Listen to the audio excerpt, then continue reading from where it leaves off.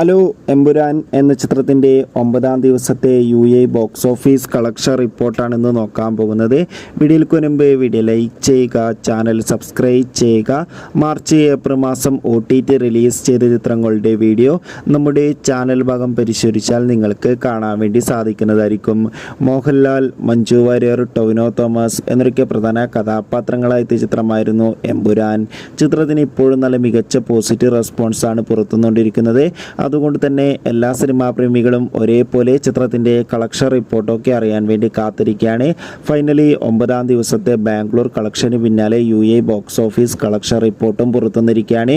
യിൽ അത്യാവശ്യം മികച്ച ബുക്കിംഗ് നടന്നിട്ടുണ്ട്. അതുകൊണ്ട് തന്നെ 9-ാം ദിവസം മാത്രം എമ്പുരാൻ എന്ന ചിത്രം ഏകദേശം 2 കോടിക്ക് അടുത്ത് വരെങ്കിലും യിൽ നിന്ന് കളക്ഷൻ സ്വന്തമാക്കാൻ വേണ്ടി സാധിക്കുമെന്നാണ് ട്രാക്കിംഗ് റിപ്പോർട്ടുകൾ സൂചിപ്പിക്കുന്നത്. കാത്തിരിക്കാം കൂടുതൽ ബോക്സ് ഓഫീസ് കളക്ഷൻ റിപ്പോർട്ടിനായി അടുത്തൊരു വീഡിയോയിൽ കാണും.